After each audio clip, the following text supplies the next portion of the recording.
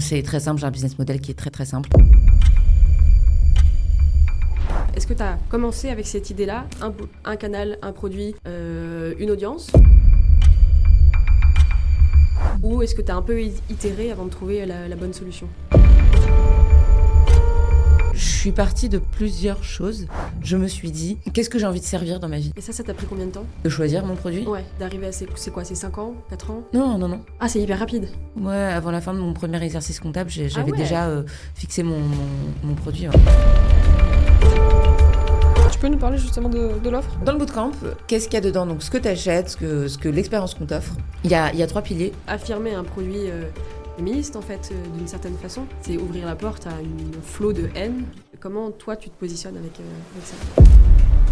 Le truc dur que j'ai vécu en dette, c'était sur Insta parce que je lisais encore les commentaires. C'est pas une croyance que j'ai déconstruite, mais c'est plus un conseil pour les personnes qui veulent déléguer.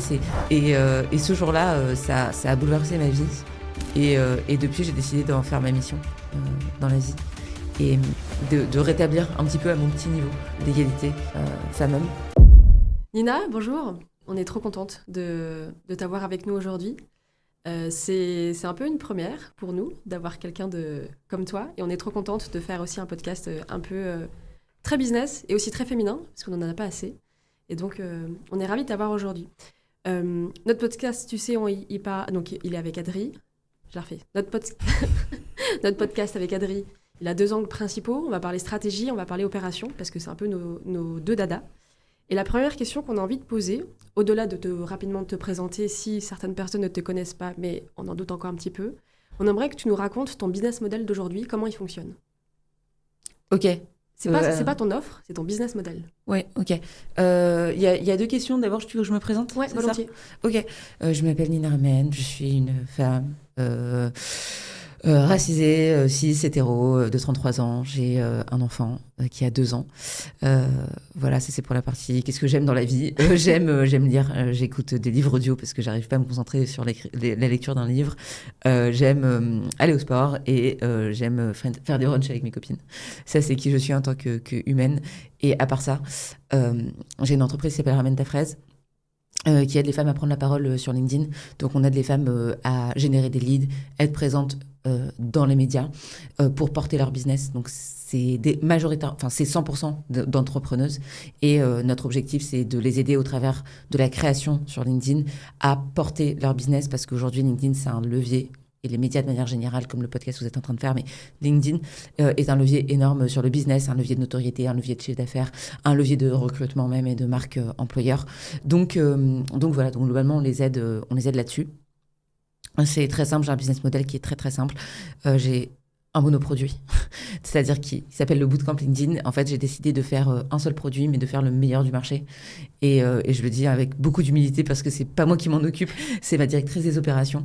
Et en fait, ça fait 10 itérations qu'on fait sur ce produit-là. On a formé 350 personnes. On a un taux de satisfaction supérieur à 9,5. Et en fait, on a pris un produit, on s'est dit comment on peut l'exécuter à faire une exécution de haut niveau. Et donc, c'est ce qu'on a. On a de l'individuel, on a du collectif, on vient de tenir la main, etc. Donc, un seul produit. Ensuite, un seul canal d'acquisition organique, LinkedIn. Et 25 000 emails dans la liste email pour la conversion, quoi. Alors ça, c'est Ramène ta fraise aujourd'hui. Avec Adri, on adore les histoires un peu de trajectoire. Est-ce que tu as commencé avec cette idée-là, un canal, un produit, une audience? Ou est-ce que tu as un peu itéré avant de trouver la bonne solution? Hyper intéressant comme question. Je suis partie de plusieurs choses. Je me suis dit, qu'est-ce que j'ai envie de servir dans ma vie? Moi, je suis très... c'était pour moi la découverte du fait que j'étais une femme dans ce monde et que j'étais pas traitée de la même manière que les mecs. En fait, j'ai découvert ça un jour par hasard. Et ce jour-là, ça a bouleversé ma vie. Et depuis, j'ai décidé d'en faire ma mission dans la vie. Et de rétablir un petit peu à mon petit niveau l'égalité femme-homme. Et donc ça, c'était ce que je voulais faire dans la vie. C'était un peu, voilà, comment j'ai envie de changer le monde, quoi. Et la manière dont j'ai décidé de le faire, j'ai pris la compétence que j'avais, dans laquelle j'étais la plus reconnue, c'est l'écriture. Et donc ça a été un peu le mix de ces deux. Donc ça a été clair assez rapidement. Même si au début, tu vois, il y avait que cette histoire de copywriting, je savais pas que j'allais le faire à destination des femmes. Et puis en fait, un jour, il y a eu un top 10 euh, d'influenceurs LinkedIn, je sais pas quoi. Et dans ce top 10, il y avait que 2 femmes, dont moi. C'était Caroline Mignot? Ouais, et l'autre, c'était ma copine Caroline Mignot. Et ce jour-là, en fait, j'ai pris une claque et c'est ce jour-là que j'ai décidé que j'utiliserais, enfin, que j'aurais plutôt plus spécifiquement copywriting et femmes, même si le combat sur le féminisme avait déjà marqué avant. Mais voilà, en tout cas, ça s'est fixé plus ou moins rapidement, donc dans les premiers mois. Et je suis vraiment partie de moi, pour le coup, et qu'est-ce qui résonnait en moi. Donc ça, c'est la première chose. Ça a été relativement clair, relativement rapidement. Et ensuite, ma première année, j'ai testé 5 produits. J'ai testé un produit de formation en ligne, j'ai testé un produit physique, j'ai testé du coaching one-one, et j'ai testé mon bootcamp, et j'ai testé formation en ligne, coaching one-one, bootcamp et séminaire. Ok. Voilà. En gros, j'en avais 4, quoi. Et j'ai évalué chacun de ces produits sur 3 critères. Le temps que ça me prenait, l'argent que ça me rapportait et le kiff que ça m'apportait. Et donc, à la fin de la première année, j'ai pris celui sur lequel j'avais optimisé le plus de ces critères et c'était le bootcamp. Et après, j'ai décidé de faire monoproduit et de bombarder là-dessus. Et ça t'a pris combien de temps? De choisir mon produit? Ouais, d'arriver à c'est quoi, c'est 5 ans, 4 ans? Non. Ah, c'est hyper rapide. Ouais, avant la fin de mon premier exercice comptable, j'avais ouais. déjà fixé mon produit, ouais. Ok. Et après, tu t'es dit all-in sur un produit. Ouais.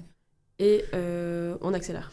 Ouais, du coup, là, mon taf, c'est de me lever le matin et d'optimiser chaque micro-boulon de ce truc-là. Mais ouais, ça s'est fait et j'avais cette ambition, d'ailleurs. Parce que je me suis dit, je lance ma boîte, je sais pas ce que j'aime. Vas-y, on va tester plein de trucs, on verra, on va tester le présentiel. C'était génial, hein. Mais après, j'ai vraiment pris le temps et l'évaluation de le faire. Et aussi, je regardais les gens qui m'entouraient parce que par exemple, moi, je travaille avec une directrice des opérations qui s'appelle Élise Murigneux, que j'embrasse. Si elle n'était pas là, j'aurais pas fait ce produit, en fait. Tu vois, donc... Elle a rejoint la boîte quand? Dès le début, il y a eu un top 10. En fait, c'est marrant parce qu'il y a eu un top 10, le fameux top 10 dans lequel j'étais. Je me suis dit, il n'y a pas assez de meufs. J'ai fait un live gratuit où j'ai donné toutes mes connaissances à un maximum de femmes. Il y a 800 femmes qui se sont pointées. Et parmi ces femmes, il y a Élise. Et en fait, ce que je savais pas, moi, je donnais ma conf. Et ce que je savais pas, c'est que dans le chat... Le groupe Ramène ta fraise, c'est elle qui l'a lancé, c'est ça? Ouais, c'est ça. En fait, ce que je savais pas dans le chat, c'est que moi, je disais, ouais, appuyez-vous les unes sur les autres. C'est important, en fait, de s'élever. Nous, les femmes, on est éduquées à se détester. Elle fait ça mieux que moi. Elle est machin. Nanana. Et en fait, moi, j'avais le discours inverse de dire, OK, en fait, ne vous détestez pas, aimez-vous et tirez-vous vers le haut. Et quand je racontais ça, ce que je savais pas, c'est que dans le chat, en fait, elles ont décidé de créer un groupe. Moi, à la base, ma boîte, elle s'appelle la Manufacture de Nina, tu sais. Et donc, rien à voir. Et du coup, dans le groupe, elles ont créé un groupe entre elles. Elles ont pas eu besoin de moi, elles ont pas eu besoin de mon autorisation, elles se sont empouvoirées, elles ont pris le pouvoir. Et elles ont créé un groupe. Et la personne qui a créé ce groupe, elle s'appelle Élise Murigneux. Et elle a appelé ce groupe Ramène ta fraise. Et en fait, ce groupe a commencé à exister. Moi, quand je me suis commencé, il y avait 2500, 3000 personnes. Franchement, je savais même pas ce qui se passait dans ce groupe, tu vois. Et j'étais hyper fière parce que, en fait, quand les gens ils commencent à se déplacer et à se mouvoir sans toi, c'est trop bien. Et donc, c'est comme ça que, du coup, j'ai dit à Élise, on peut peut-être se passer un coup de fil. Ils ont appelé ça Ramène, R-A-M-E-N, comme mon nom de famille, ta fraise. J'ai dit à Élise, comment ça va? Merci, bravo. Enfin, genre, de quoi t'as besoin? Comment je peux t'aider? Et puis, en fait, un jour, j'ai décidé de lancer un produit et je lui ai dit, t'es la seule personne... je vais lancer un produit. T'es la personne à qui j'ai envie de proposer prioritairement. Je sais pas ce que je vais faire. Je sais pas si ça va être bien. Je sais pas à quoi faire sur le produit. Je sais même pas s'il va le vendre. Mais je sais que j'ai envie de t'avoir dans le bateau. Donc, est-ce que tu veux venir? Elle m'a dit oui. Je lui ai dit, si on fait 20 ventes, on fait le contrat. Et le contrat était clair. Et elle me dit oui. Et donc, on a fait 20 ventes.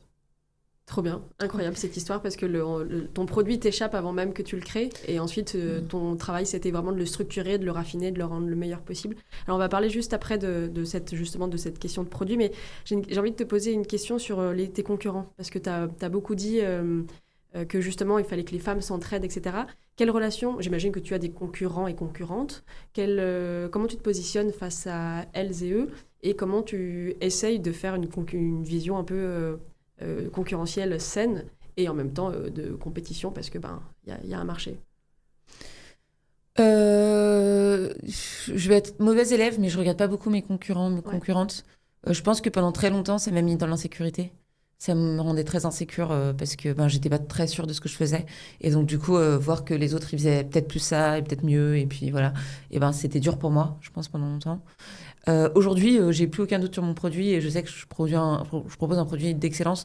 Et donc, je me sens beaucoup plus OK avec le fait de regarder un peu plus. Mais comme j'ai jamais eu l'habitude de regarder la concurrence, c'est dur pour moi parce que, en fait, c'est pas une habitude que j'ai eue. Peut-être que tu dirais que c'est pas une habitude saine et je pense que ça ne l'est pas.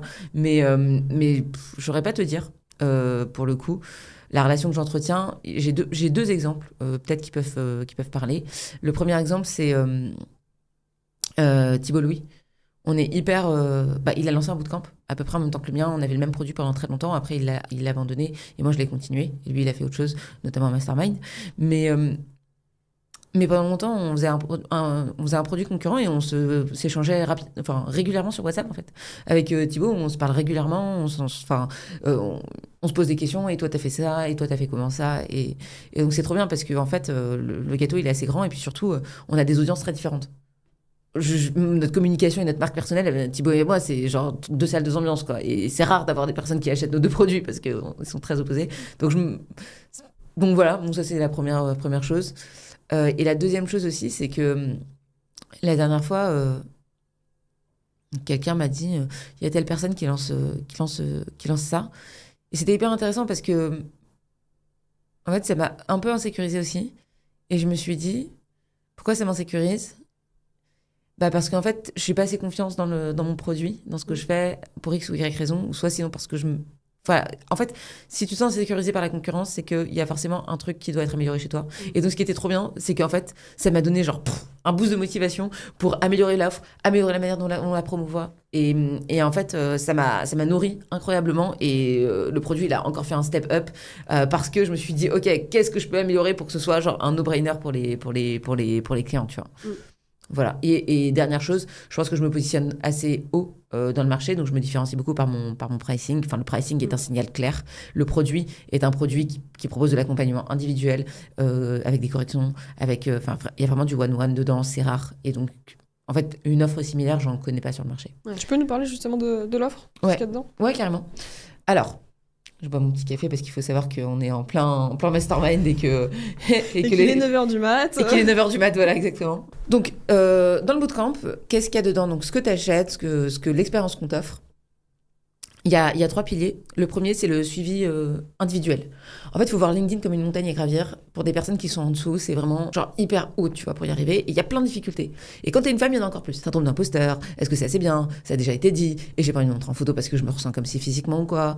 J'ai des haters, etc. Donc en fait, ça, il faut vraiment voir ça comme une montagne à gravir. Et la première chose que nous, on a décidé, c'est qu'on te mettrait un guide dédié à toi pour gravir la montagne. Et parce que chaque montagne est différente. Que toi, t'as des objectifs en fonction de ta boîte, mais peut-être que celle d'à côté, elle a des objectifs différents. Et en fait, ça vient de mon expérience de la formation en ligne. La formation en ligne, je me suis rendu compte qu'en mettant le même produit devant tout le monde, t'avais des gens qui allaient très bien y arriver et des gens qui allaient pas du tout y arriver et puis des gens qui n'auraient pas réussi à l'appliquer. Et moi, j'avais trop le sentiment d'être une mauvaise prof. Donc moi, quand tu rentres chez moi, non seulement on va te faire un parcours adapté, si t'as 2 cibles, si c'est en repositionnement, etc. Donc non seulement on va te faire un guide adapté, mais en plus de ça, tu vas vraiment avoir quelqu'un qui va venir sonner en bas de chez toi. Nous, souvent, les formations en ligne, c'est l'abonnement à la salle de sport, quoi. C'est l'abonnement à Basic Fit et puis t'y vas quand t'es motivé, quoi. Nous, c'est genre on vient sonner en bas de chez toi et en fait en interne on a un protocole anti-décrochage. On traque en fait les actions des gens et si par exemple tu te pointes pas en live alors que tu devais être en live, si tu rends pas un post, si tu viens pas en coaching, si tu nous as envoyé, si t'es absente du groupe, des groupes de 10, et ben la personne responsable de toi elle le voit et elle le notifie et au bout d'un certain nombre d'actions ça te donne un score et quand ce score il est trop bas en fait ça crée une alerte et en fonction de l'alerte en fait il y a un protocole chez nos customer care qui a un protocole différent en fonction du niveau d'alerte. Donc ça c'est une première partie qui est le suivi individuel, donc sur la partie suivi, et il y a la partie expertise, donc l'experte elle va te donner des conseils adaptés à ton niveau de business, à ce que tu as envie de renvoyer, à ta marque personnelle, à ton monopole personnel. Donc ça c'est la partie accompagnement. Ensuite, donc il y a 3 coachings individuels et 4 corrections de poste, plus tout ce que je viens de dire. Ensuite, il y a un pilier contenu, donc il y a des mini vidéos à regarder, il n'y en a pas énormément, mais il y a aussi beaucoup de passages à l'action. Donc tu fais des exercices et on te corrige tes exercices. Exemple, tu vas refaire ta tagline, on va corriger ta tagline. On va toujours corriger parce qu'en fait les gens, si tu fais mal quelque chose, si tu fais mal un post ou quoi, en fait tu as besoin de quelqu'un qui va te corriger. Donc il y a vraiment des exercices, etc. Donc, c'est un peu la boussole. Donc, le premier, c'est le guide. Le deuxième, c'est la boussole, le sac à dos, la gourde. En fait, avoir les bons outils, tu vois, pour y arriver, parce que tu peux pas gravir une montagne si t'as pas les bons outils, quoi. Donc, on te donne un peu les outils les plus importants. Et la troisième chose, c'est une équipe. C'est des groupes de 10, donc ressenti 10. Elles sont jamais plus de 10 dans un groupe, parce que je veux garder le suivi individuel, c'est comme les classes, c'est comme à l'école. Pour la même raison que les gens courent un marathon en groupe, alors que c'est un sport individuel. Je prépare mon marathon. Tu vois. En fait, c'est trop bizarre. Tu pourrais courir 42 km toute seule. Pourquoi tu choisis une date? Alors, en l'occurrence, je le fais seule, mais ouais. Non, mais quand tu cours, tu vas courir seule? Ah, ok. Bon, la plupart des gens sont pas comme Adrien. Et en fait, ils ont besoin de s'engager en se disant, ok, je vais faire le marathon de Paris en même temps que 10 000 personnes pour Et en fait, le coût de l'abandon, en fait, c'est quoi? C'est déjà, je me commit, je m'engage auprès d'autres personnes. Et en plus de ça, tu peux beaucoup moins abandonner quand t'es dans un groupe, tu vois. Genre, tu vois la nana qui est à côté de toi, tu la vois continuer de courir et tu dis, ok, faut pas que je lâche. Ouais. En plus de ça, ça crée de l'entraide, etc. Et donc tout ça, c'est basé sur un concept pédagogique. C'est très important pour moi, la pédagogie, le plus égale moins. Pour maîtriser une compétence, tu as besoin de quelqu'un, un plus. Donc quelqu'un qui va t'enseigner, un égal, quelqu'un qui va apprendre en même temps que toi. C'est la pote que tu avais en maths qui t'expliquait l'exercice, et puis toi, tu comprenais mieux quand c'est elle qui t'expliquait plutôt que quand le prof expliquait. Donc un égal, quelqu'un qui progresse en même temps que toi. Et un moins, quelqu'un qui t'enseigne, justement, quand tu as maîtrisé la compétence pour la transmettre. Et donc ça, c'est le dernier niveau d'apprentissage, c'est quand tu maîtrises une compétence, tu sais la transmettre. Voilà, grosso modo, ce qu'il y a dans le produit. Mais du coup, les groupes de 10, vous les constituez de manière... Enfin, il y a une intention dans la constitution des groupes? Alors, on a tout essayé. On a essayé plein de fois. C'est une question qu'on nous pose très, très, très régulièrement. Et en fait, ce qui fonctionne le mieux, c'est le hasard. Okay. Malheureusement, moi, je suis scientifique, donc j'aime bien compter les trucs. Donc, ce qui fonctionne le mieux, c'est le hasard. Parce que si tu fais des groupes de niveau, en fait, les meilleurs deviennent pas forcément beaucoup meilleurs. Les moins bons stagnent, en fait. C'est les groupes de niveau, pédagogiquement, c'est pas du tout bon, en fait. Ce qui est bon, c'est de mixer les gens. D'un point de vue statistique, avec des groupes de 10, en fait, vous arrivez à avoir un petit peu tous les niveaux dedans. Ouais, voilà, c'est ça. Okay. Et les groupes de niveau sont mauvais, en fait, pour l'apprentissage. C'est hyper prouvé, malheureusement. Voilà, bref, c'est le message à notre ministre de l'Éducation. Voilà, c'est ça, exactement. Mais bon, bref, ceci étant, tout ça pour dire que les groupes de 10 sont constitués de manière aléatoire. Ça aurait pu être que des gens qui font la même chose. Le problème, c'est qu'elles sont concurrentes ou elles ont parfois des activités communes, etc. Et donc, j'ai pas envie de liker la personne qui... Non. Donc ça, on fait pas. On fait plus des groupes de niveau parce qu'en fait, les meilleurs sont sur des autoroutes et apprennent pas forcément, et les moins bonnes, elles stagnent. Donc voilà, ce qui marche le mieux pour le moment, c'est le hasard. Ok. Et t'as parlé de ton pricing. Ouais. C'est combien aujourd'hui? 3 960. 3 960, là où la concurrence est plutôt sur du, j'ai envie de te dire, 1000, 2000, quoi. Ouais. Donc pourquoi ce choix? Alors, j'ai deux questions, en fait. D'abord, pourquoi ce pricing haut? Et deuxième question, je sais qu'il a évolué, en fait. T'es tout le temps en train d'augmenter, ce pricing. Pourquoi? Première question, en fait, c'est... En fait, le pricing est haut par rapport au marché, mais moi, je suis Hermès. Je suis Hermès, je suis pas H&M, en fait. Tu viens chez moi, tu as Hermès, donc quand tu viens, c'est un sac Hermès. Il y a un diagnostic de, OK, qu'est-ce que tu veux comme sac? D'ailleurs, tout le monde n'a pas le droit d'acheter un sac Hermès. Faut passer par certaines étapes. Ton cuir, il est sourcé super bien. T'as quelqu'un qui va te raconter l'histoire derrière, de ce qu'il y a derrière. Tu vas vivre une expérience client. Donc, moi, c'est le type de produit que j'aime faire. Je dis pas qu'il n'y a pas de la place pour faire du H&M, du Zara ou d'être celle qui va coudre son truc. Moi, c'est le positionnement que j'ai choisi parce que c'est celui qui me parle le plus. Parce que j'aime délivrer des expériences 5 étoiles. Ça me fait plaisir. C'est très exigeant. C'est très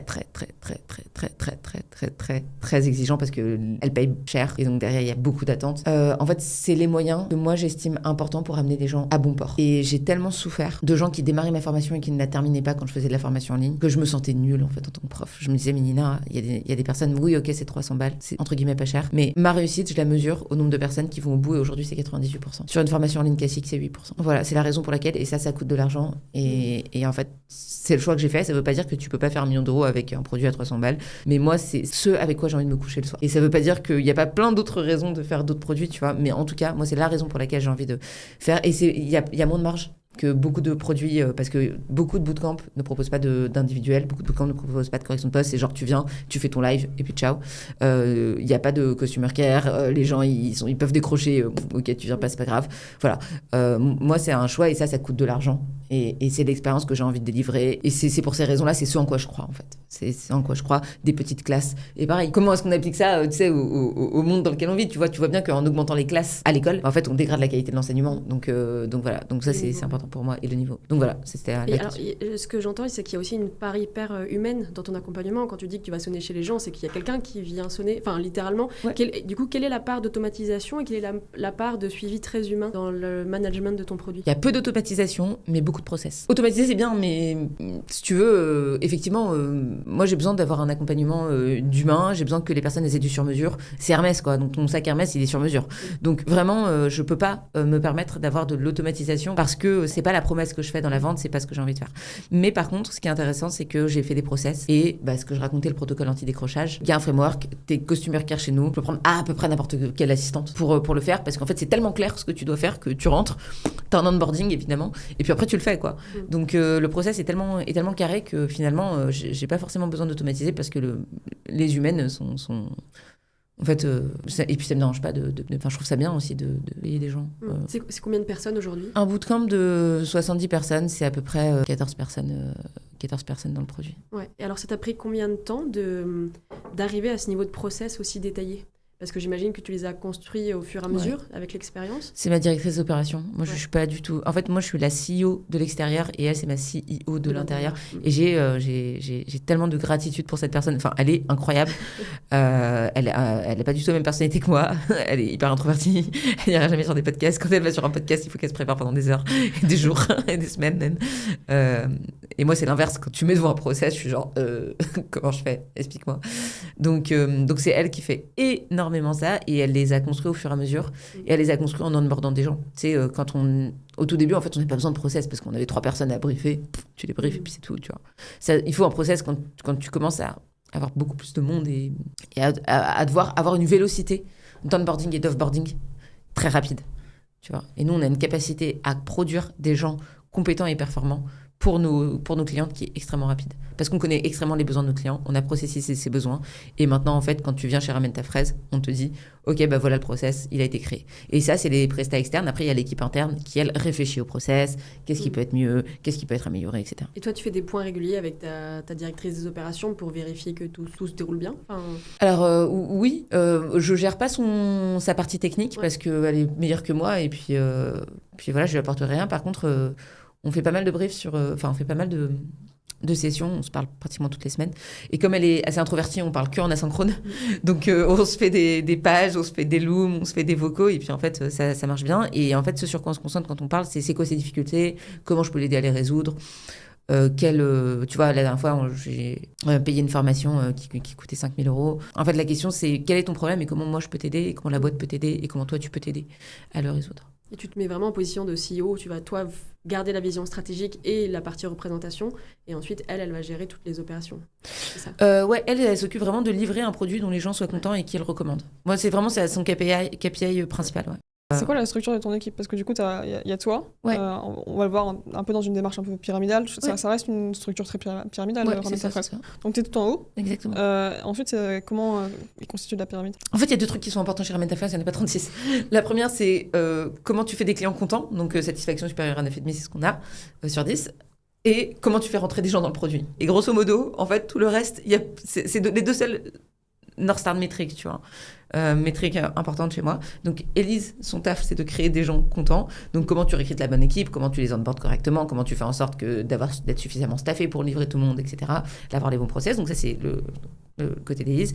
Et de l'autre côté, comment tu vends, comment tu fais du marketing, comment tu fais de la vente. Et ça, pendant très longtemps, c'était moi. Donc, j'avais à la fois le rôle de la CEO, mais à la fois le rôle de la directrice marketing et directrice commerciale. Et là j'ai recruté quelqu'un qui me soulage sur la partie market.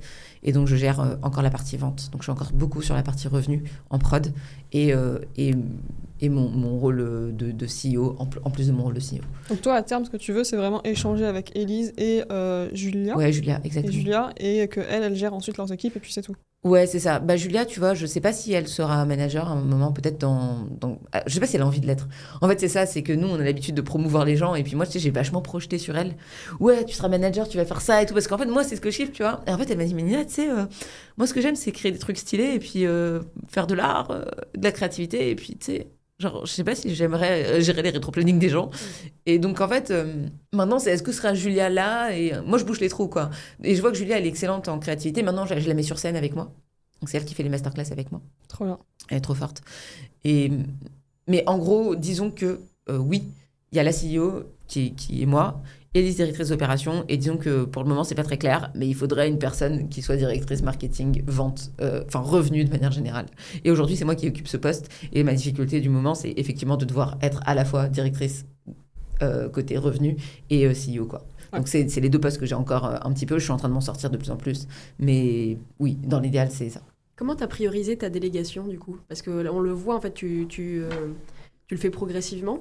Est-ce que tu as eu un choix de délégation dès le début sur des choses où tu le savais que tu allais déléguer? Et est-ce que tu as eu du mal à déléguer certaines choses où tu te sentais vraiment en position de force et tu t'es dit, il faut que je m'en retire, mais un peu à contre-cœur? J'ai fait avec les gens que j'avais. Élise est super forte et je pense que j'ai beaucoup construit ma boîte autour des talents des gens. Tu vois, je suis très dans le respect du fonctionnement des gens.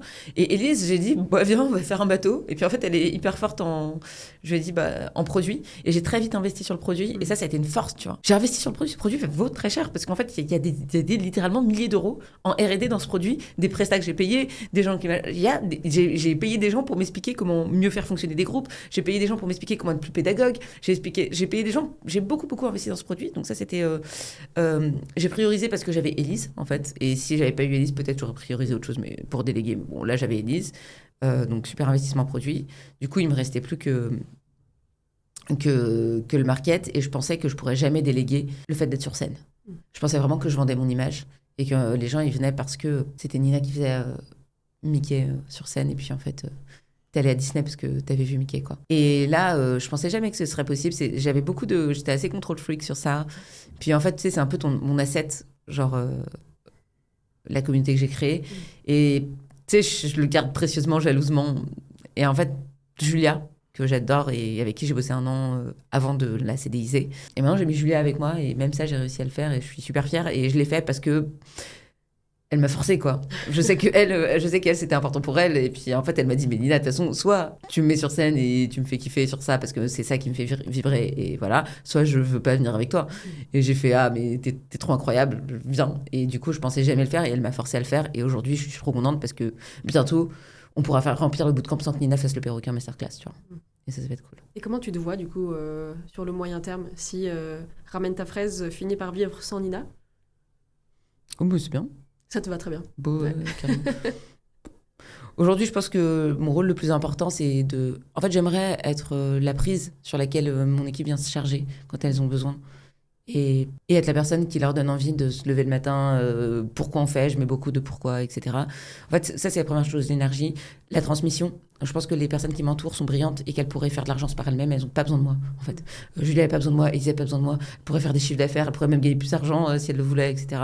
Mais en fait, ce qu'elle trouve dans le fait de travailler avec moi, c'est la culture, c'est la mission, c'est la vision, c'est un espace safe aussi. Et c'est le fait de transmettre énormément. Genre, je leur enseigne énormément. Et si ça, j'arrive à le maintenir sur la durée, ça veut dire que je suis capable de m'entourer des meilleures personnes. Et si je suis capable de m'entourer des meilleures personnes, en fait, la boîte, elle ira bien. Et moi, ça me va bien comme taf. Et Spice Safe, parce qu'il n'y a que des femmes aussi. Ouais. C'est un choix que t'assumes et tu recruteras jamais d'hommes? C'est pas qu'il y a que des femmes, c'est qu'il n'y a pas d'hommes, déjà. C'est toi qui m'as repris sur ça, et ouais. Je recruterai jamais d'hommes. C'est pas prévu au programme, non. En fait, Espace Safe, la non-mixité crée une tranquillité d'esprit. Genre, vraiment, c'est... c'est... On est bien. Mais ouais, c'est trop bien, genre c'est safe en fait. Et tu vois, j'ai recruté récemment mon alternante qui s'appelle Mélissa. Et Mélissa, elle me dit, mais tu sais, tout le temps, je vis des micro-agressions. En fait, c'est une femme noire. Elle me dit, mais tu sais, aujourd'hui, donc le jour de son entretien, elle me dit, tu sais, hier, on m'a fait une remarque sur mes cheveux. En fait, c'est des micro-agressions, c'est pas forcément du sexisme ou du racisme. C'est explicite, tu vois, c'est du racisme et du sexisme ordinaire, tu vois. Et c'est-à-dire que tout ce qui est, en fait, parce que, tu vois, juste le fait de dire, que des femmes, en fait, déjà, c'est assez... c'est une micro-agression pour les personnes qui sont, genre, non-binaires, tu vois. Et donc, en fait, on vit dans un monde où les gens ont très peu de capacité de remise en question sur la manière dont ils traitent les autres. Et on vit dans un monde où les micro-agressions envers les femmes, envers les personnes racisées, envers machin, elles sont constantes. Et donc, Ramène ta fraise, j'essaie d'en faire un espace safe et inclusif pour toutes les personnes. Et c'est vrai qu'il n'y a pas prévu d'avoir d'hommes au programme. Après, on bosse parfois avec des hommes, hein, tu vois, ponctuellement. Il y en a qui nous ont aidé à faire notre tunnel de vente, il y en a qui nous aident sur le closing. Ils viennent nous... Voilà, je les prends en formation vite fait, en presta, tu vois. Mais il n'y aura jamais d'hommes, je pense, dans mon équipe de cœur. Ouais. D'accord, Tim. Parce que je pense que en fait, la non-mixité est une manière excellente de pas seulement de créer un espace safe, mais aussi de s'empouvoirer dans le sens où, tu vois, je le vois chez mes clientes. Elles vivent toutes des micro-agressions sexistes, tu vois, sur LinkedIn. Et chez Ramétaphase, en fait, c'est toujours on te croit, c'est toujours genre, ok, en fait, là, machin. Enfin, tu vois, ça protège aussi, on se protège aussi du monde extérieur, tu vois. C'est pas que, genre, créer un safe place, c'est aussi créer un espace pour affronter un monde extérieur qui est assez violent, quoi. Et quel rapport tu as, toi, avec les haters que tu peux avoir? Parce que j'imagine que t'en as plein. Affirmer un produit féministe, en fait, d'une certaine façon, c'est ouvrir la porte à une flot de haine. Comment, toi, tu te positionnes avec ça? Ça te glisse dessus maintenant? Ouais, c'est en fait, ouais, j'ai... Tu lis les commentaires ou pas? Non, je l'ai plus. Je sais même pas ce qui se passe. Je sais pas. Non, j'ai pas de. Donc, tu te mets au-dessus de tout ça. Ouais, ça fait partie du jeu presque. Et bon, bah, le dernier truc, le truc dur que j'ai vécu en date, c'était sur Insta parce que je lisais encore les commentaires, c'était encore moi qui gérais. Puis en fait, je parlais de maternité. Puis je disais que la maternité, c'était chiant à plein d'égards et qu'il fallait arrêter d'être dans le monde de Disney, tu sais, sur la maternité et avoir des récits plus réalistes sur ça. Et en fait, la réalité, c'est qu'il n'y a pas beaucoup de gens qui sont prêts à entendre que être mère, c'est parfois vraiment pas ouf et dur. Donc, voilà. Alors qu'on devrait être des femmes biologiquement programmées pour être mère et adorer ça, d'avoir un instinct maternel, tout ça. Alors que t'es là en empiler des cubes et t'as pas dormir, tu sais, tu fais non, c'est pas ouf, quoi. Et probablement, bah, d'ailleurs, tu vois, le suicide, c'est la première cause de décès des femmes dans l'année qui suivent leur accouchement. Et je pense que si on avait des récits qui étaient plus comme ça, et ben en fait, elles culpabiliseraient moins et elles se sentiraient moins mal et donc elles se suicideraient moins. Et moi, j'essaie d'ouvrir des voies un peu différentes et il y a des gens qui acceptent pas trop, qui m'ont dit, bah ouais, ton enfant, c'était quoi? Ouais, il a pas demandé ça, j'espère qu'il verra jamais ça plus tard, etc. Enfin voilà, des trucs hyper violents et ça m'a heurté, ouais. Ça faisait longtemps que ça m'avait pas heurté, un truc m'avait pas heurté, mais ça m'avait heurté. Et tu apprends à tes clientes à être de moins en moins heurtées parce que tu leur apprends à s'exposer, donc j'imagine que... Ouais. C'est tout l'enjeu. Ouais. Sinon, parce qu'après, une fois que t'es plus sur publié, c'est facile, hein, enfin, entre guillemets... En fait, le contenu, tu trouveras toujours une manière d'améliorer ton contenu si tu arrives à appuyer sur publier. C'est-à-dire qu'au bout d'un moment, tu vas appuyer sur publier, puis tu vas voir ce qui marche, puis tu vas refaire, puis tu vas refaire, puis tu vas refaire, puis tu vas refaire, et puis au bout d'un moment, tu vas t'améliorer. Évidemment qu'on te donne des comment faire, mais ça, c'est la partie la plus simple. La partie la plus dure, c'est tout ce qui est avant, comme tu dis. J'ai peur des haters, j'ai pas confiance en moi, c'est tout ça qui est limite plus dur. Ouais. Donc ouais, on leur apprend à gérer les haters, à se détacher. On leur crée un groupe safe, c'est-à-dire que quand elles ont des haters, elles viennent taper les haters les unes des autres, c'est marrant. Et du coup, tu disais que tu le vois plus, ces commentaires, etc., parce que tu as délégué aussi ta gestion de communication, en fait, ton CM et tout. Ouais. Qu'est-ce que tu as délégué aujourd'hui? Tout, à quel niveau? Au niveau de... Ouais, au niveau de la boîte. Qu'est-ce que tu as délégué? Dans quel ordre? Comment Alors, je vais partir un tout petit peu avant, peut-être. Avant de vous... J'ai commencé par déléguer l'admin. Ouais. Et toutes les micro-tâches de rappeler un tel, admin un peu plus gestion, etc. Compta, tout ça. Ouais, compta, pré-compta, rattacher des justifs, tout ça. Faire des factures. Tout ça, c'était la première étape de la délégation. J'avais déjà Élise sur le produit. Donc Élise, elle se débrouille très bien toute seule. Et en fait, elle, qu'est-ce qu'elle te dirait? Elle te dirait qu'elle aussi, elle a des personnes à qui elle a délégué, en fait, au final. Tu vois, elle est limite plus forte que moi en délégation. Mais en gros, j'ai pris Élise. Dans mon produit, j'intervenais sur la partie coaching. En fait, après, j'ai recruté des coachs. Je me suis rendu compte. Au début, je pensais que les gens, ils venaient pour être avec moi. En fait, les gens, ils viennent juste pour le job to be done, tu vois. Si à la fin, t'es une queen sur LinkedIn, que ce soit Nina ou pas Nina qui t'ait coaché, tu t'en fous. Et donc là, j'ai commencé à m'entourer, à faire livrer mon produit par des coachs dont je valide le niveau, dont je valide la pédagogie, etc. Et ça j'ai réussi à le faire parce que un jour, j'ai évalué. Donc, on était en binôme avec une autre coach et moi, je me suis dit, OK, on va faire un binôme. Et j'ai regardé qui avait le taux de satisfaction le plus élevé. Et en fait, ma coach... Elle avait un meilleur taux de satisfaction, meilleur taux d'efficacité que moi, parce que moi, en fait, je faisais du coaching, je faisais aussi 3000 autres trucs, tu vois. Donc, elle faisait du coaching toute la journée, elle est beaucoup plus forte que mon coaching. En fait, moi, je ne suis que là par intérim. Dans tous les postes que j'occupe, ce n'est que de l'intérim que je fais. Donc, bon, jusqu'à un moment où tu as les moyens de payer une autre coach qui fera ça mieux que toi, en fait, tu le fais. Et puis, en fait, là, j'ai pu le déléguer. Et donc j'ai lâché sur le coaching. Et pareil sur le produit, en fait. Donc, là, aujourd'hui, j'interviens quasiment plus dans mon produit parce que j'ai trouvé des gens capables de le faire mieux que moi. et que je pouvais payer. Parce que c'est ça aussi. Au début, tu n'as pas forcément les moyens. Donc ça, c'était la première chose que j'ai vraiment déléguée complètement. Et sur la partie market-vente, aujourd'hui, ce que je pensais pas être délégable encore, en fait, vraiment l'ego qu'on peut avoir sur la délégation, c'est un délire, quoi. Vraiment, c'est un ego de ouf. Moi, je pensais vraiment, genre, ouais, là, je suis un peu seule qui peut coacher, personne ne coach mieux que moi. Bien sûr qu'il y a des meilleurs coachs que moi, LinkedIn. Enfin, tu sais, c'est pas mon métier, je fais pas ça toute la journée. Elle fait ça toute la journée, donc littéralement. Et pareil, sur la partie marketing, je pensais être la seule personne à pouvoir écrire des bons posts, publier mes posts et tout. Et aujourd'hui, écrire un post LinkedIn, publier un post LinkedIn, chez moi, c'est 10 opérations. Et sur 10 opérations, j'interviens sur 2. Par contre, j'apporte énormément de valeur sur les 2 opérations. C'est toujours mes idées, c'est toujours relu. Donc ça, c'est le plus important. Je tiens à ce que les idées que je fasse passer soient mes idées, pas les idées de quelqu'un d'autre. Mais tout le reste, comment faire un design graphique, comment faire une photo, évidemment que je ne sais pas faire une photo, je ne suis pas photographe, je suis d'ailleurs nulle en visuel. C'est quoi les 10 étapes ? Alors, intéressant. Idéation. En fait, il y a une phase divergente et une phase convergente, comme dans tous les processus créatifs. Donc la première phase, c'est la phase divergente, c'est comment est-ce que j'arrive à explorer des idées que j'aurais peut-être pas eues autrement. Donc idéation, là j'interviens. Donc le but c'est d'avoir un maximum d'idées, donc d'essayer de pas se freiner. Il y en a que j'ai noté dans mon téléphone et tout. Et sélection des meilleures idées. Ok. Donc ça dure. Ce que je vais te dire là, ça va durer 1 heure et c'est 1 heure par semaine avec Julia. Donc idéation, sélection des idées, et ensuite dans les idées, nourrir chaque idée. Après, moi je disparais.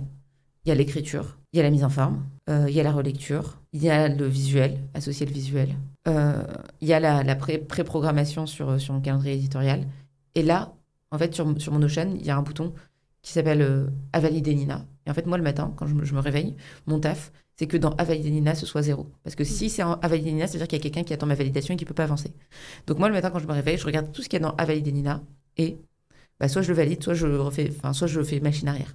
Donc « À valider Nina », moi, mon taf, c'est que ce soit ce truc 0. Donc, parfois, j'ai des posts LinkedIn, parfois, j'ai des tâches, parfois, j'ai des dérolés. Enfin, en gros, c'est vraiment en fonction de ce que la team a besoin. Et après, il y a quelqu'un qui programme. Là, ça semble assez logique que tu aies à valider parce que ça part en ton nom, etc. Est-ce qu'il y a des sujets sur lesquels tu valides plus, en fait, où tu as délégué vraiment complètement la responsabilité de A à Z ? Ouais, pour moi, il y a 3 niveaux de délégation. Il y a déléguer des tâches, déléguer des responsabilités, déléguer des décisions. Ouais. Le jour où j'ai compris ça, déjà, c'était autre chose dans ma vie. Et donc, la seule personne qui a les 3 niveaux, c'est Élise. Elle choisit l'outil, elle choisit les candidates, elle choisit tout, quoi. Vraiment, c'est elle qui décide. Je ne sais rien de ce qui se passe. D'ailleurs, parfois, j'ai des petites peurs. Et donc, je viens la voir et donc, du coup, je l'emmerde. Je lui dis, il se passe quoi dans le produit, gna, gna, gna, gna, gna. Je fais un peu ma control freak et puis voilà, elle me connaît et elle arrive à me gérer. Mais elle, c'est limite... Ouais, c'est elle qui a les 3 niveaux. Ouais. Ok. Et un process comme ça de rédaction de post en 10 étapes, comment tu as réussi à le construire petit à petit ? Parce que je pense qu'il y a des gens qui écoutent ce podcast-là et qui, juste pour eux, le process, c'est une langue étrangère. Tu vois, et qui se demandent comment on fait pour arriver à un process. En fait, ce qui est dur, c'est d'expliciter ta zone de génie. Ce que tu fais aujourd'hui, il y a forcément quelque chose que tu fais très bien. Et en fait, t'es naturel là-dedans. Et... écrire un post LinkedIn, pour moi, j'ai appris par intuition, etc. Après, j'ai dû expliciter toutes les étapes. Alors après, je l'enseigne aussi. Mais ce que j'invite les gens à faire, c'est réfléchir à ce que tu fais. C'est quoi ta zone de génie ou ce que tu dois déléguer, par exemple. Alors là, je vais prendre l'exemple du post LinkedIn. En fait, c'est toutes des étapes que je faisais moi déjà. Mais c'est juste que je les ai décomposées. Mais par exemple, dans ta boîte, quand tu te poses la question de qu'est-ce que tu vas déléguer en premier, pose-toi la question de comment tu fais aujourd'hui pour faire ta pré-compta, quoi. En fait, ok, c'est quoi ? Étape 1, se connecter sur ton outil. Étape 2, extraire la facture. Étape 3, aller sur Pennyline. Étape 4, rattacher le justif. Étape 5, catégoriser la transaction. Et en fait, voilà, c'est bon, t'as un process, en fait. Ouais, c'est s'observer soi-même, faire... Exactement. Et le noter, et juste avoir la rigueur de le noter. Je pense que c'est juste ça, déjà. Et après, ça, tu le mets en production de process. Et puis, la personne qui l'applique, elle va rencontrer des difficultés, elle va nuancer ce process, enfin elle va rajouter. C'est comme, moi je vois un process comme le but d'un process, Vous connaissez Harry Potter ou pas? Ah oui. Ok, le livre, tu vois, dans le Prince du sang mêlé, tu vois, le livre qu'il a, Rogue, en fait, c'est le livre de Rogue au final.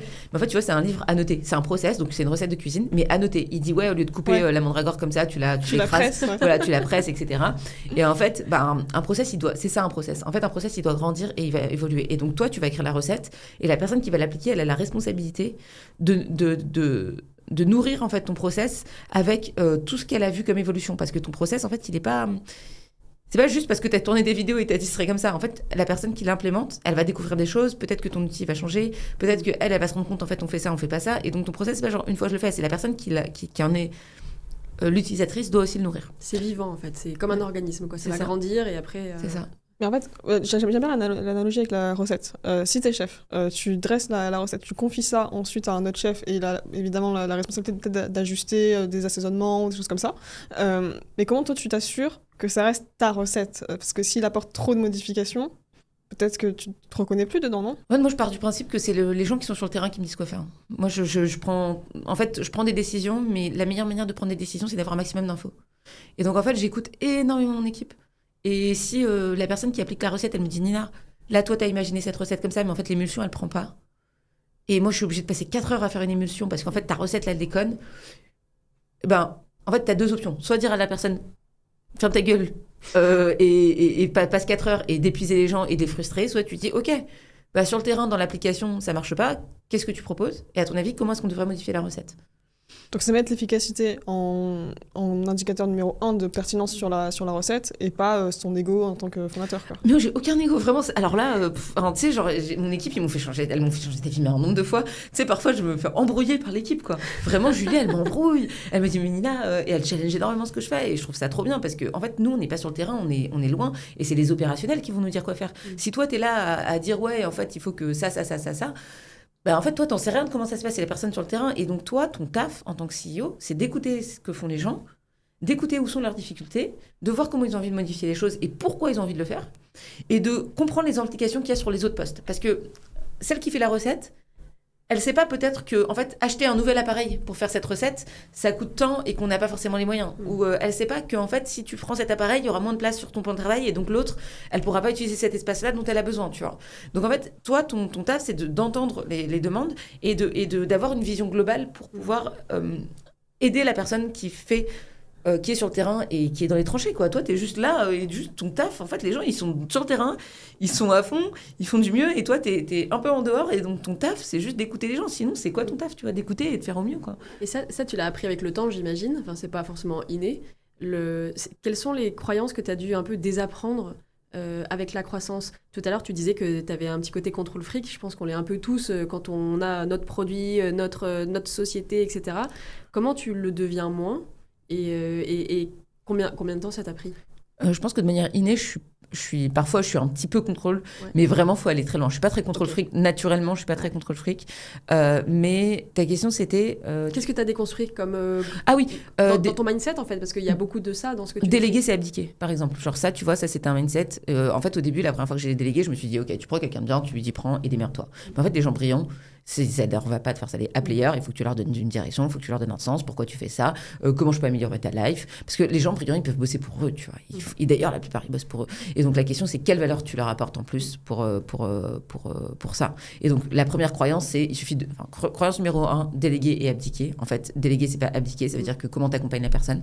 Croyance numéro 2, l'argent compense tout, c'est-à-dire qu'en fait les gens la plupart du temps, ils sont là pour l'argent, évidemment, mais en fait, ils sont là aussi pour autre chose. Et comment tu les nourris? Et en fait, ton taf, c'est comment tu fais pour garder des gens brillants. Qu'est-ce que tu leur proposes? Qu'est-ce que tu leur offres? Donc ça, c'est une grosse croyance que j'ai déconstruite. Et sur déléguer, je pense... après, moi, tu sais, je suis une bonne marketeuse, donc écouter les gens, c'est naturel chez moi. Et donc, quand tu as une bonne marketeuse, tu sais écouter ton marché. Juste écoute ton marché comme tu écoutes après ça, la dernière chose, c'est c'est pas une croyance que j'ai déconstruite, mais c'est plus un conseil pour les personnes qui veulent déléguer, c'est traite tes prestats ou ton équipe comme tes clients 5 étoiles. Personne n'a accès à Nina comme mon équipe a accès à moi. C'est-à-dire que là, il y a n'importe quoi, tout s'arrête, je réponds à Elise, quoi. Enfin, vraiment. Et ça, c'est important pour moi.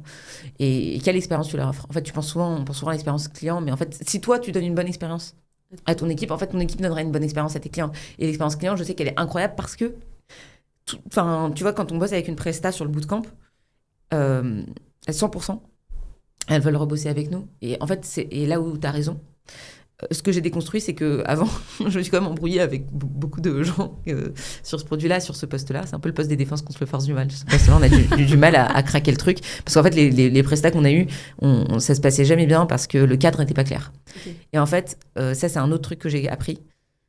Donc, il y a délégué, abdiqué, client 5 étoiles. Enfin, tes prestats sont tes clients 5 étoiles, ton équipe. Et la troisième chose, c'est créer le cadre. Qu'est-ce que tu attends des gens? Qu'est-ce qu'ils ont le droit de faire? Qu'est-ce qu'ils n'ont pas le droit de faire? Les gens ne sont pas méchants. Mais parfois, en fait, ils peuvent pas, quand ils connaissent pas le cadre, ils savent pas s'ils peuvent y aller ou pas. T'sais. Et en fait, être garante du cadre et de la sécurité que tu vas offrir. Genre, ça, t'as le droit, ça, t'as pas le droit, ça, je suis OK, ça, je suis pas OK. Ça, si t'as envie de ça, bah, viens, on en discute. Il y a jamais de t'as pas le droit, évidemment, t'as le droit de tout faire, tu vois. Mais en fait, quelles sont les limites? Parce que sinon, c'est très insécurisant pour les gens d'être sans limite et sans cadre. Et donc, je pense que le cadre, et c'est de là que viennent après les problèmes. Et donc, évidemment que tu peux pas avoir un cadre à 100%, tu peux pas tout baliser parce que voilà, mais essayer un maximum de fixer le cadre. D'un point de vue juridique aussi.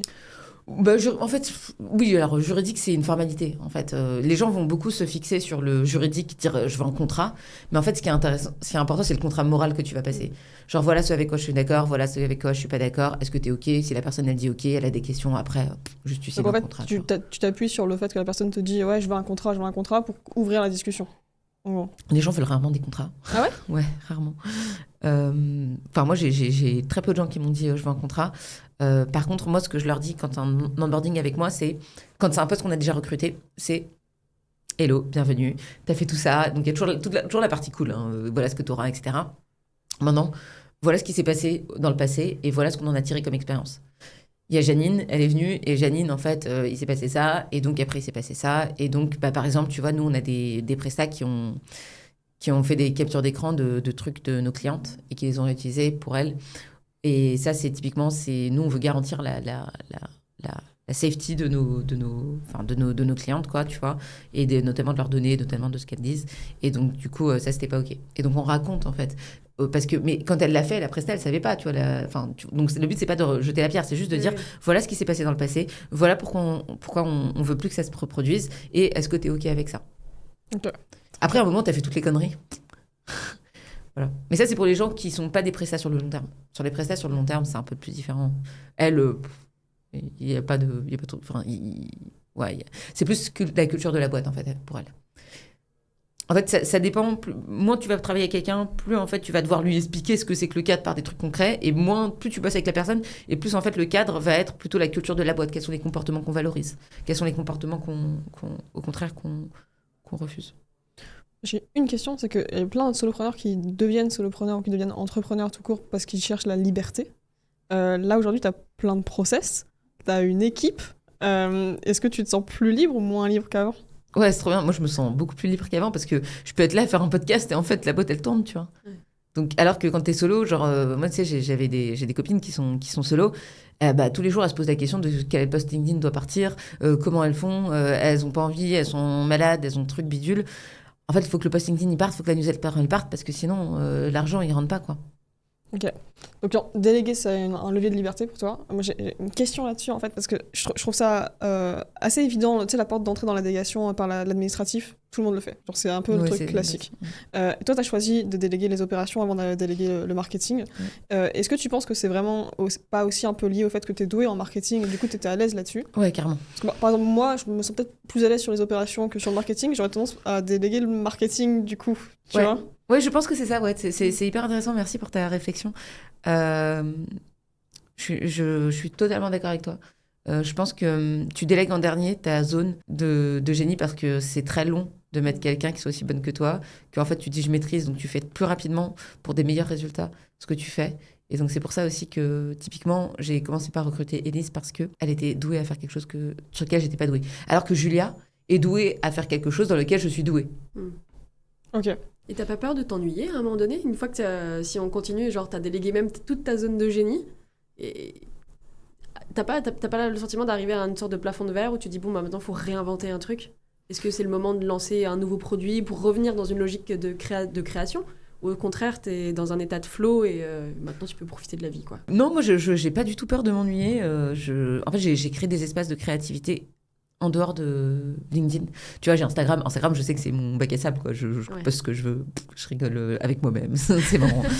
Pareil, la newsletter, tu vois, il y a beaucoup de newsletters qui sont dédiés à notre produit. Puis en fait, moi, il y a la lettre de Nina, et puis de temps en temps, je peux envoyer une lettre à mon audience et puis parler aux gens, genre comme back to Nina toute seule, tu vois. Et ça, c'est important de nourrir cette liberté, en fait. La question, c'est intéressante, qui est quelles sont les valeurs importantes pour toi et comment tu les nourris. Donc moi, ma valeur importante, c'est transmettre. Donc transmettre, c'est nourri par le fait que je transmets à mon équipe H24, que c'est, contrairement à mes clientes, en fait, elles repartent pas de zéro à chaque fois. Et donc, en fait, je leur transmets et je forme tout le temps mon équipe. Elles apprennent tout le temps avec moi. Enfin, c'est une valeur très importante chez nous. Donc ça, tu vois, c'est une valeur qui est haute pour moi. Une valeur qui est haute, c'est la créativité. Du coup, comment je crée des espaces créatifs, je t'en ai parlé là tout à l'heure sur Instagram et tout. Et en fait, la question, c'est pas tant genre qu'est-ce que tu fais au quotidien, c'est quelle valeur tu arrives à nourrir et comment tu arrives à les nourrir. Je sais pas, je te dis n'importe quoi, la fame, le besoin de reconnaissance et de validation, comment est-ce qu'il est nourri, etc. Et donc, donc ça, c'est important de nourrir ces valeurs plus que de s'attacher à je dois faire cette tâche, tu vois. C'est ok, j'aime faire cette tâche. Quelle valeur est nourrie par le fait de faire cette tâche et comment est-ce que je peux nourrir cette valeur de manière à ce que ce soit optimal pour la boîte. Parce qu'en fait, si ça se trouve, toi, tu fais de l'admin, tu rattaches des factures. Imaginons que tu adores rattacher des factures, que ça te vide le cerveau, ok. Tu rattaches des factures, tu dis, ouais, mais j'adore cette tâche. Ok, en fait, mais pour ta boîte, est-ce que c'est vraiment efficace que tu fasses ça? Tu vois, que tu passes 2 heures à faire ça par semaine, 3 heures. Est-ce que c'est l'endroit où ta boîte elle a plus besoin de toi? Et donc la question, c'est quelle valeur elle est nourrie par ça? Peut-être que la valeur qui est nourrie, c'est je sais pas, l'automatisation, la création de process, le fait de faire des choses répétitives, etc. Peut-être que ça te repose le cerveau, j'en sais rien. Comment tu nourris cette valeur autrement qui soit bénéfique pour ta boîte? Et donc l'idée, c'est pas toi versus tes besoins personnels versus les besoins de ta boîte, c'est comment tu crées de la convergence entre tes besoins personnels à toi qui soient aussi bénéfiques pour la boîte. Et donc du coup, dans ce cadre-là, il n'y a pas d'ennui. Il n'y a pas d'ennui parce que la question, c'est pas genre qu'est-ce que je peux faire pour moi et qu'est-ce qui va être optimal pour la boîte, c'est comment est-ce que je crée un cadre qui soit vertueux pour moi et qui soit intéressant pour la boîte. Cette réflexion, tu l'amènes seule ou tu te fais accompagner par des gens? Parce que j'ai l'impression que ça demande beaucoup d'introspection, quand même, enfin, beaucoup de retour sur soi, quoi. Ouais, mais tu sais, moi, je vais chez le psy depuis que j'ai 10 ans, quoi, donc forcément, ça aide. Ouais, ça, c'est la première chose. Moi, j'ai une psy que je vois toutes les semaines. J'ai été coachée pendant longtemps. Donc ça aide aussi. J'ai une équipe qui me challenge aussi, beaucoup, et qui me dit, ça, Nina, ça va pas. Ça. Et je remercie à elle d'être aussi patiente avec moi. Vraiment, donc j'essaie de progresser, j'essaie de... Ouais, ça, c'est important pour moi. Et je lis des livres, je pense. C'est ce qui m'aide aussi. J'écoute des livres.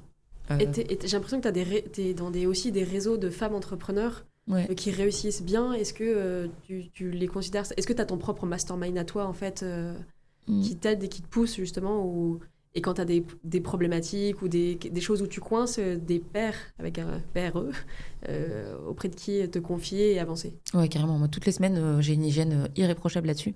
C'est que toutes les semaines, je passe au moins 1 heure, enfin, je passe 2 heures et demie à parler avec des pairs. PAIRES, et parfois c'est des mecs même. Et c'est une hygiène très, très, très, très, très, très forte que j'ai, être avec des gens en fait qui progressent en même temps que toi, la même chose que ce que j'ai dit tout à l'heure, mais version pour moi, tu vois. Et ça c'est super cool. Après, personne peut connaître à ta place en fait ta zone de génie, et tu sais, genre en fait moi, y compris d'ailleurs, disclaimer pour les gens qui nous écoutent, mais le chemin que je partage, et c'est très bien d'avoir des podcasts comme le vôtre, parce qu'en fait ça partage plein de trajectoires différentes. Et encore une fois, moi j'ai délégué, et Adri, tu l'as très bien souligné, c'est toi, tu as délégué les opérations en premier parce que t'étais nul en opération, et je suis nulle en opération, c'est vrai. Et en fait, encore une fois, peut-être si j'avais pas été comme ça, j'aurais fait différemment. Donc je pense que c'est une trajectoire, exactement. Trop bien. Bon, on arrive à la fin de ce podcast. On a 5 questions à te poser pour terminer. Ok, j'adore. Alors, c'est un format un peu binaire. On te donne 2 choix et il faut que tu choisisses. Mais évidemment, comme on a un peu joué, du coup, c'est des choix qui sont vraiment difficiles. Ok, trop bien. J'adore. Alors, est-ce que tu préfères intégrer des hommes dans Ramène ta fraise ou faire une masterclass chez les masculinistes? faire une masterclass chez les masculinistes. Ouais, pourquoi? Bah, je me dis que parmi toutes ces personnes-là, il y en aura peut-être qui arriveront à entendre. Et qu'on peut pas. En fait, on demande aux femmes de faire beaucoup d'efforts. Ouais. Et y compris dans ce que moi je propose, en fait. Parfois, tu sais, genre, je questionne aussi ce que je propose parce que je me dis, tu formes des femmes, ok, mais en fait, c'est encore aux meufs de faire l'effort de changer le monde avec tout ce qu'elles font. Elles font plus de travail domestique, elles doivent bosser 2 fois plus pour en être au même endroit. Et en plus de ça, eh ben, il faut qu'elles continuent avec leur syndrome de l'imposteur et nanana, alors que juste éduquer des hommes à laisser plus de place aux femmes, ben, tu vois, ça les déchargerait et pour une fois, ce serait pas à elles de faire le travail. Ouais. Tu vois, donc je me dis que bon, bah, si je fais une masterclass chez les masculinistes, peut-être qu'il y en a un ou deux dans cette histoire qui va accepter de, genre, un moment, être un peu moins un oppresseur, quoi. Ok, deuxième question. Mona Chollet ou Simone de Beauvoir? Ah, Mona Chollet. Pourquoi?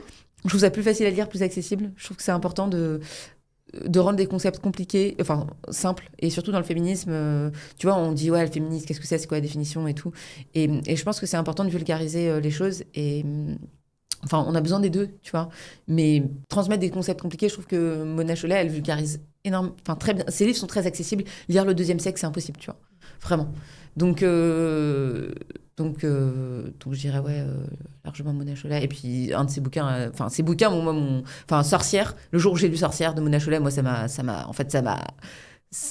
fini mon virage dans le féminisme, quoi, vraiment. Je l'ai pas lu, il faut vraiment que je le lise. Il est incroyable. Ouais. J'ai acheté le dernier est sorti avant-hier. Ouais. C'est sur la culpabilisation des femmes. Wow. Je suis en train de le lire, incroyable. Ouais, voilà. Sur des siècles et des siècles de culpabilisation. C'est quoi la culpabilisation? Comment ça se construit avec le temps et comment ça se déconstruit? Je vais le noter. Vraiment, vraiment chouette. Non, je vais l'écouter alors. C'est pareil que toi, j'arrive pas à lire, donc j'écoute. Ouais, c'est TDAH. Vraiment, je sais que c'est un symptôme du TDAH. Je savais pas, j'avais ça. Non, moi je crois pas, mais j'arrive à lire que des trucs de fantasy, en fait. Ah, ok. Les trucs sérieux, j'y arrive pas, il faut que je les écoute. Ok. Et voilà. Alors, dans ton quotidien, tu préfères perdre Notion ou tu préfères perdre WhatsApp? WhatsApp est un flux, Notion est un stock. Je préfère perdre WhatsApp largement. Ouais. C'est-à-dire que en fait, Notion, c'est un stock. C'est-à-dire que au quotidien, j'utilise WhatsApp, mais Notion, c'est la valeur de la boîte, en fait. C'est la valeur demain, entre guillemets, n'importe qui. Le jour où je serai totalement sortie de ma boîte et je ferai plus de marketing, et voilà, normalement, si j'ai bien fait mon taf, quelqu'un peut être CEO à ma place et il a Notion et normalement, il arrive à faire tourner les équipes, quoi. Même si c'est pas mon objectif, mais il peut pas faire ça avec WhatsApp. Enfin, WhatsApp est un flux, Notion est un stock, donc je préfère garder le stock, quoi. Quatrième question, hôtel kids free ou kids friendly? Kids friendly, hein. Je pense que malheureusement, en fait, la parentalité et notamment la maternité est aussi difficile à vivre parce que les femmes, elles sont laissées très seules dans leur manière de gérer les enfants. Et si on crée une société où en fait les enfants avaient plus de place, c'était plus facile pour une mère pour une femme. En fait, un des freins les principaux d'accès à plein de choses aux femmes, c'est le fait qu'elles doivent garder leurs enfants. Et ben, si juste tu pouvais aller faire ta life avec ton enfant, aller coworker avec ton enfant, et ben en fait elles auraient accès à plus de choses, tu vois, notamment les afterwork, les trucs, parce qu'en fait à chaque fois il y avait un mode de garde possible. T'inquiète qu'il y aurait beaucoup plus de meufs en afterwork, du coup il y aurait beaucoup plus de conversations informelles, du coup il y aurait beaucoup plus de trucs, tu vois. Et donc je pense que si on veut changer la société, il faut aider les femmes il faut les aider, point. Et tu vois, il y a une étude qui montre que les écarts se creusent non pas entre les hommes et les femmes au début de leur carrière, mais au moment où elles ont leurs enfants. Parce que en fait, gérer un enfant, c'est tellement dur et ça repose tellement sur les femmes que si on les aide pas à gérer leurs enfants, en fait, on va les continuer, on va les... C'est pas vrai que les meufs n'y arrivent pas ou non, c'est juste qu'en fait elles sont beaucoup moins aidées et que déjà genre aide-les à gérer leurs gamins et déjà ça ira mieux et tu verras qu'elles auront plus de problèmes, beaucoup moins de problèmes et y compris dans ce que j'ai de syndrome d'imposteur et tout machin, parce qu'elles auront beaucoup plus de temps aussi de travailler là-dessus et ce sera beaucoup plus facile pour elles. Donc je pense que pour créer une meilleure société il faudrait plus de kids friendly, ouais. Et alors une dernière question, là on a les anneaux olympiques sur la Tour Eiffel, ils vont bientôt être enlevés. Il va y avoir un espace à prendre. Si toi, on te donne l'espace, tu écris quoi? Ou tu mets quoi sur la Tour Eiffel? Lisez des livres. La réponse est dans les livres. Je mettrai la réponse est dans les livres. Lire des livres a changé ma vie. Écouter des livres, écoutez, je dis lire, mais en fait, en vrai, c'est écouter. Écouter des livres a changé ma vie. Me former, apprendre. En fait, le concept de l'apprentissage, je pense que l'apprentissage, c'est... Si tu sais apprendre, tu te sens beaucoup plus confiante. Si tu es plus confiante, tu fais plus de choses. Si tu fais plus de choses, tu réussis plus de choses. Et tout ça, la base de tout ça, c'est l'apprentissage, c'est la formation, c'est la manière dont tu deviens une meilleure humaine pour toi-même, en fait, d'abord. Et tu vois, toutes les réponses sont dans les livres. On pense souvent au livre en mode ouais, je vais lire ce livre. Mais en fait, peu importe le problème que tu rencontres, la réponse est dans les livres. Imaginons que demain, tu as un problème sur, je sais pas moi... comment gérer mon enfant ou bah, je me sens mal dans ma maternité, bah, t'as un bouquin sur le regret maternel.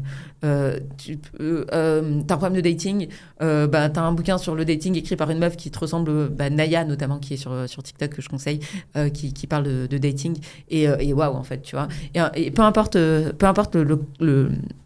problème que tu rencontres, il y a forcément quelqu'un sur cette terre qui a rencontré ce problème et qui l'a résolu. Donc trouve cette personne, regarde comment elle l'a fait et applique, c'est tout. Trop bien, merci énormément Nina pour ta présence, c'était trop cool. Merci beaucoup. C'est à vous et bravo, c'est trop cool ce podcast.